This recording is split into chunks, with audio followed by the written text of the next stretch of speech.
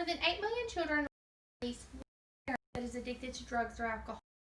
This includes 14% of children aged under the age of 2, 12% of children aged 6 to 11, and 10% of children aged 12 to 17. You have to remember, these are children that your own child may be friends with at school. And how would you feel if you had to explain to them why their friend was never returning because their parent had abused them until the point of death? After a personal encounter where children were in a home where substance abuse was occurring, I decided to research further on how many other children were living in homes like this. Each child that is raised in a home where substance abuse is happening is more likely to experience abuse and neglect, developmental issues, and next generation addiction. Our society is undergoing a crisis, and without everybody pitching in to do their part, our world will be a frightening place in another 10 to 20 years. Drugs and alcohol rip families apart every day, and it is a terrible thing to witness firsthand. Drug addiction, also called substance use disorder, is a dependence on a legal or illegal drug or medication. Keep in mind that alcohol and nicotine are legal substances, but they're still considered drugs. Children are the real victims in these situations, and our legal system is failing them each and every day. When the state allows the addicted parent to regain custody before proving themselves, they're only subjecting that child to abuse and neglect again. Experts estimate that between 1/3 and 2/3 of all child maltreatment cases involve some level of drug or alcohol abuse. The difference in rates with abuse and neglect in children with addicted parents and those without is astounding. Children with parents who abuse substances are 3 times as likely to be abused and more than 4 times as likely to be neglected. Here's a picture of where substance abuse was occurring and children were removed from the home. This is the kind of situations that these children are living in each day. According to an arrest that Officer Llewellyn of Juanita Police Department made, the home where these children was rescued from was unsanitary and had no heat. The walls had holes in them as well as feces smeared on them. The carpet was soaked with dog urine and covered in dog feces. The refrigerator was empty, and the house only had a couple of lights that worked. And also, beside the children's bed that they were sleeping on was a bag of methamphetamine. Most people turn a blind eye when they witness situations with children in unstable homes. But the addicted parents may live right down the road from your family. So not only are the children that are living in this stuff in danger, but so are you and your children. Because people that abuse substances will go to any length to ensure that they get their next fix. Children returned to the parents who abuse drugs and alcohol are at risk for developmental delays and next generation addiction. The New York Times report an estimated 13,500 babies are born every year addicted to some form of substance.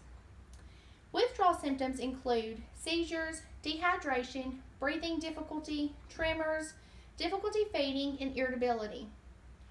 Women who give birth to addicted babies should be held responsible and be made to go to extreme lengths to get their custody rights back.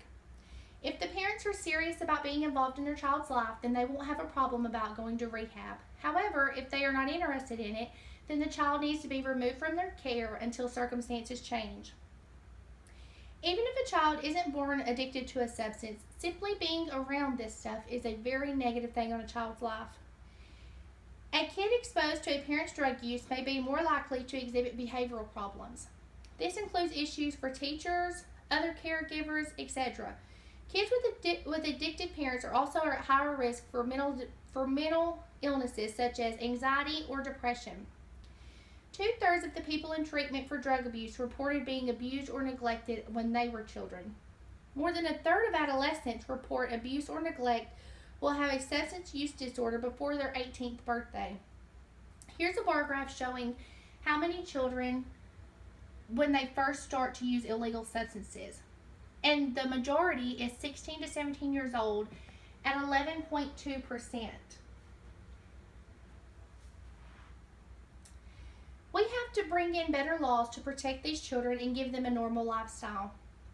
According to a DCS worker out of Nashville, children are being left in abusive homes for too long and being sent back to their abusive homes too soon.